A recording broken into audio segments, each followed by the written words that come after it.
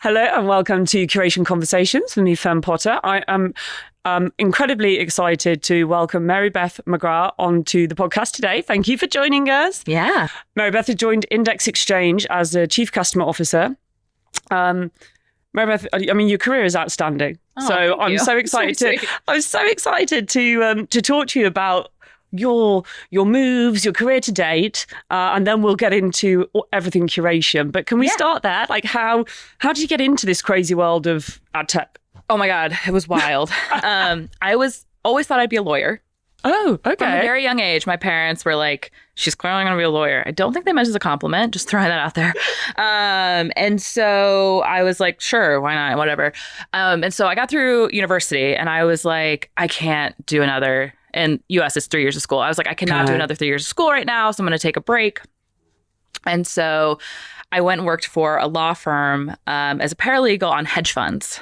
Right. It was awful, like for a multitude of reasons. Oh gosh. And I was like, I don't want to be a lawyer. Like, this is not where my life. I'm so glad I did it, right? Because it's like you test it and you realize very quickly it's not what you think it's going to be. Yeah. It's not like a legal drama. It's not Boston Was legal. it not? Oh, No. It's disappointing. I know. Especially hedge funds, like, whew, financial laws. That's pretty painful. I did get to meet a lot of weird hedge fund owners, though. So, that's useful. Another podcast, some fun stories. We'll deep dive on that. Yeah. And so at the time, I had a friend who was like, I wanted to go into book publishing. And she was like, yeah, but I heard about this cool company called Programmatic. I don't know. Like, a friend of a friend said that they were hiring. It was one of those weird things. I messaged, if Kelly McConnell ever listens to this, I messaged Kelly McConnell being like, hey, fellow university grad, heard you're hiring. And she actually responded to a cold LinkedIn message and was like, I would love to meet. And I when I interviewed and started at Programmatic. So I was at Programmatic for 2 years.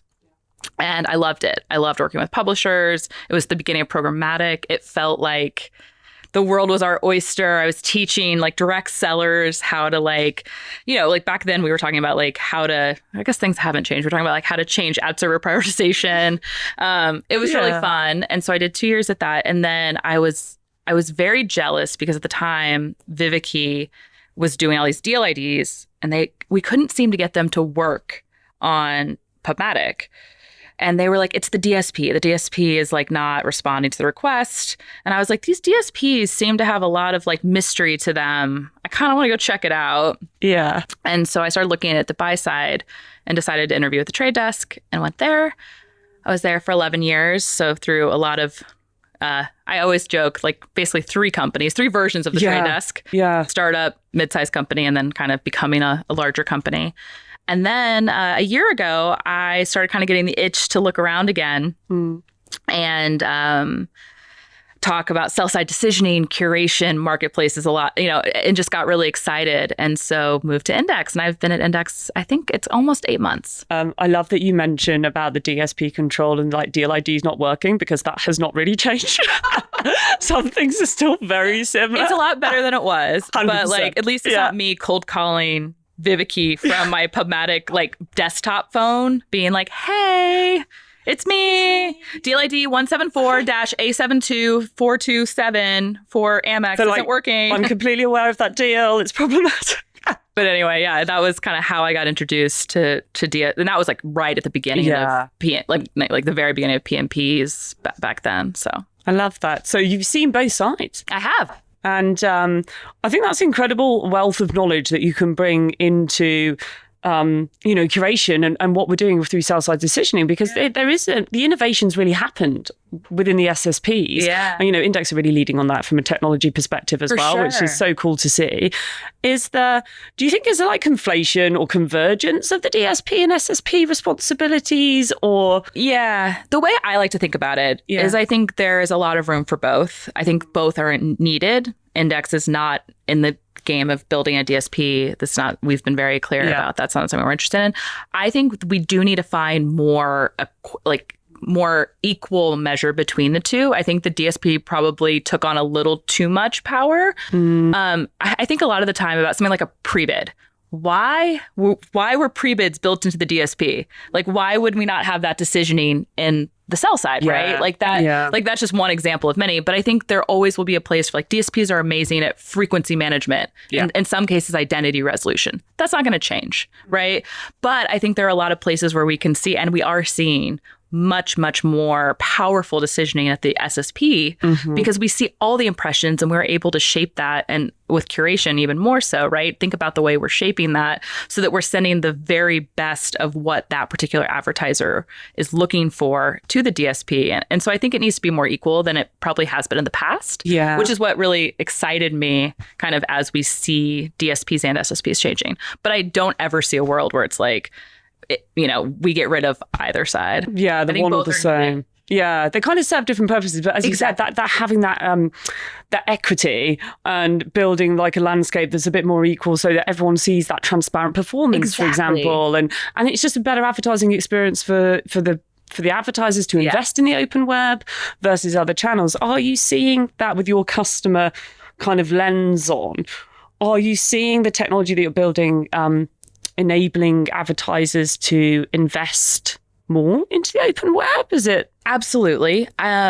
It's super interesting, I think, right now, as we see like the emergence of AI and search overviews. It is really changing. Like, we are actually living through huge change. We've obviously seen certain pieces of the open internet kind of decrease in organic traffic, while others have remained consistent or even grown. We've actually seen news, for example, grow. Meanwhile, like some of the recipe sites, for example, not to pick on recipe sites, but like we've seen some of that traffic decrease, especially as people like lean on AI tools to be like, I have pasta and sauce. Like, what do I do? Or, whatever. What do you do? But so, yeah, it's been really interesting, but we are seeing for sure more of a growth in the open internet and trying, honestly, like, as an American, I can just say, like, I think unbiased news and open source news is more important than it's ever been before. So it's definitely something we are focusing on to continue to help our publishers grow and think about how we can be that transparent and curated pipe outside of the YouTubes and the others of the world. That makes sense. I love that because it brings you onto a really good point, actually. So this year was like the year of sports. They're kind of estimating about $1 trillion spend in sports this year because of the World Cup. There is... I didn't realize it's the year, much. And CTV growth. Oh my gosh, huge. I mean, you're seeing it. I'm really keen to hear what you're seeing. CTV growth, and then you've got the midterms. Yeah. So kind of huge. To your point on news and advertising, there's a lot of opportunity for the open web this year. 100%. How are you seeing that kind of translate into your customers? Yes, CTV is definitely continuing to grow. I think, everyone keeps saying like, we're hitting the inflection point. And it just seems like we're never, ever going to hit the inflection point. Like, I think for the Super Bowl in America, we hit the highest viewer watch ever. And I believe it was like 130 million of 330 million households, which is 1/3 of the entire population tuned into one moment, right? It was a great moment though as well, let's face it. Did you watch? Well, a lot of the halftime. Okay, yeah. The halftime was even like higher. I mean, yeah, I can imagine. I mean, that was incredible. Yeah, the game was actually kind of boring, but the halftime was fantastic. But that's like a great example of like CTV, and to your point, World Cup will probably have a similar following, right? And so CTV is only going to grow. And so I think a lot of the time that piece of open web is really only available through, very transparent pipes, right? Like, you're only getting that through the broadcasters. The broadcasters are only working with, transparent and trusted partners. And so we're seeing a lot of growth from that for sure on the sports side of things. And then also with a lot of the cool integrations that are being done with data and with signals, coming through in all different types of ways. I think that will also continue to see growth, and that will help the open web. That's really cool. What signals are you seeing? What are those innovations that you're seeing that you're like, this is really cool and very exciting? I love like the genre and show level reporting. That like gets me really excited because I think it's an opportunity back to sports even. Like, you can really, as an advertiser, start to think about, what am I looking for? How can I work with my partners to curate that and get really smart in that way? That's interesting. You mentioned that curation. What do you see that big difference between the exchange is, the kind of the open exchange and curation and deals? We had a bit of a joke about deals not particularly working out of the box. We do a lot of that work at Multilocal, take that heavy lifting out, and a lot of that connectivity. But are you seeing, is there equity kind of between two, or equity and signals? In terms of like investment and opportunity? I think signals, honestly, it depends, of course. I think, because of the amazing curation work that people like you are doing, we are seeing sometimes more signal-enriched situations in marketplaces and deals than we potentially are in the open web. That's not to say signals on the open web actually have grown significantly over the last couple of years. So that it's a bit different. And it kind of depends, I guess, is the worst but true answer. On that side of the web.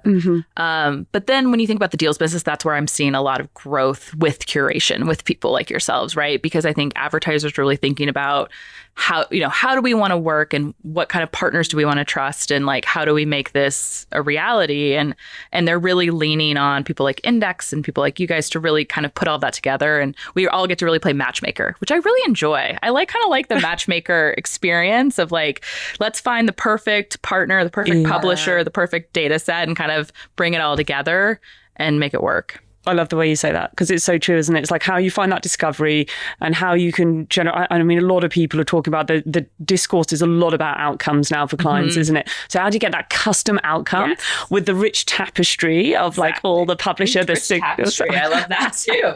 I get so excited about that, because as you said, from a publisher perspective, like the content, the context, the and device perspective, or the signals that you can get, that audience profile, I think gives you so much opportunity to create a beautiful advertising experience 100%. On the right media brands environment, and much easier than we did talk about 10 years ago. I mean, I feel like I've been so impressed as coming to Index, how well Index and the industry at large has like made things more seamless. It feels like it's getting more seamless. That is not my natural way to talk about agentic, although we can go there. But it does seem like with all the APIs and just everything seems to be getting a little more seamless, and marketplaces has also, I think, allowed that to become even easier with our our discovery tool with data, like all different kinds of things. And so I get excited to see advertisers and agencies, honestly, like being able to do something so much faster with so much more clarity than they were in previous times when we were doing it all in spreadsheets and everyone was like, hope this works. Yeah, it was. I mean, having kind of been on the media agency side as well and buying, you're like, how do I bridge all of this together? And like you said, that complexity was almost a barrier to entry. And now I think we're breaking that down. We're adding in, like you said, the innovation and the signals to do better outcomes, better decisioning, make it easier to find audiences. You're like, great, it's a no-brainer to invest into journalism and programming that is free. So I do. And I think generally in content that is getting more of the world, probably in some ways, especially with live sports, than ever before. Yeah. I think World Cup will probably hit all new highs, if I had to guess. What is that like then? As a technology company, you're like dealing with those spikes. Yeah. We have. I just would love to be able to see that. It's very cool. I will say, working with the team at Index has been so fun, because Index has taken live sports, I think, to a whole new level of the way they've been thinking about how to like really make sure that we can support that in the realest of ways. And our DSP partners have been fantastic as well. Of like, it's really hard. It's really hard to handle that QPS up and down. And I think we've done a really good job in preparing for the Super Bowl, for World Cup, for Olympics. It's and I think we're getting to a place. I think we hit some really cool numbers in the Olympics where it was like, oh my God, this is working. And then ad podding obviously even adds a further complexity that we've made simple and that is amazing to see with that control. So it's really exciting. I think a lot of advertisers and agencies. Yeah. No, that's really good. The fact that you can just translate, like you said, with the targeting, the signals and the opportunity within the creative, you could just translate your programming that you've done on linear TV just straight into, the CTV environments and planning tools to be able to be complementary, but always navigate the way people are actually consuming sports now and live streaming. It's incredible. It's incredible. Yeah. You mentioned agentic. Should we go there? Should we talk? Shall we? Tell me about what you're kind of planning, or how do you see that from a customer perspective? It's interesting. So as someone who's been programmatic a long time, you probably feel the same way. Like, I'm very weary of buzzwords. So I'm like, my first question to every customer is like, you say agentic, I say agentic. What does it mean to you? Like, it's almost like let's compare notes on what that means. But I think the way that we're thinking at Index about agentic is really understanding all of the like structural technical requirements that we need to have in order to be able to truly support the next level of innovation. And so we've been building containerization. I'm not sure how aware kind of you are with that, like thinking about compute and how we're really building like true algorithms within containers that can run across the entire exchange and literally tiny it's like one level lower than whatever, I forget exactly, I think it's microseconds. So we're getting like so fast on the edge of compute, which is then allowing us to make decisions fast enough to get back to the DSP in a way that like is insane compared to what we were even doing 2 or 3 years ago. And that kind of allows us to run all sorts of decisioning on top, which will then allow us as agentic, define it as you will, as whether it's an agent, whether it's, AI enabled, however you think about it, we're actually building the technology and the infrastructure to allow that to run in the smartest of ways without the latency that could be a problem if we don't have the correct infrastructure. So that's really the step one that we're building. And then as we grow, we'll kind of turn that into even more of what I would consider like to be truly agent buying and selling. So we're very excited. We're working really closely with the IAB Tech Lab as well to build their specs. And a lot of the containerization work has gone into that spec as well. Can I ask you a question? Sure. Could you define container? Yes. I think of it as like a little box on top of a cloud. But no, when we talk about containers, what we're actually talking about is like the ability to truly run algorithmic decisions on top. Like, if you think about it this way, like in the past, it's kind of been like usually DSPs held the algorithm, right? And so you would send all of your bids over. They would, take the time to run the algorithm and then, bid back and all of those pieces would come together, right? Now we're actually able to say you have basically your own containerized compute on top of the cloud where you can put anything in there that you want. You can put any type of algorithm. You can put any type of signal that you want. You can we have data providers that are starting to think about containerization. And then you can look at all of the inventory and basically run anything on top of that. And then you can send it out as its own signal, separate from how you may want to do it. Like from the index, space, if that makes sense. Yeah, that does. I think that really helps clarify because it's like the same with ad tech as well. We do talk about these things a lot and sometimes get carried away, and it's very exciting. Yeah. But that I know someone told me the other day that they had their agent buy like media, and I was like, what? Hold on a second. What's the name of your agent? No, what's the name of your agent? No, I'm kidding. But I think we really need to make sure the infrastructure and the latency and all of the technical requirements are something that we're really seriously thinking about as we start to get toward that vision. Yeah, that's how you scale and provide the results as well, right? It's like it's got to be a sustainable infrastructure. I mean, it's great to test and learn and pilot, but if you want to be able to get the most out of the results and make it meaningful. How are you guys thinking about agentic? Is that? Or think about it all the time. We're testing, so we're building some pilots internally with different businesses, and then we're kind of in the midst of this journey of we'll tell people when it's done kind of thing. We're still testing. With sellers and buyers agent and some of the protocols that are coming out of AdCP. Very cool. Which is quite exciting for us, and I think we're in. I said, definitely off the back of CES, I think the start of the year, like that's where all the announcements started coming through. Yeah. And then as a business, we've always used so much automation in our technology. Yes. And I think what we're looking at is how can AI enhance, and I think you mentioned it earlier, speed. Yes. Like speed is of the essence. So how does AI help enhance our operations from a service perspective? Because we're still very much a team of humans that are, working on behalf of business, but also that, acceleration of the automation of the technology so we can work faster and harder than businesses out there. So very cool. That's a journey we're going through at the moment with a partner. And then, with AdCP, we'll start doing some testing this quarter, which will be really cool. I mean, I'll be honest with you, as a as much, I love data and I love technology, and to serve like an impression agentically, I think I'm going to be so excited. I just serving one, seeing one impression go through, like you seeing the spike. And it's totally. Oh, I'm so excited. I'm also for it. MCP. I'm so excited about deal troubleshooting potentially. Oh my gosh. It always comes back to those darn troubleshooting of those deals. Absolutely, but like, it does.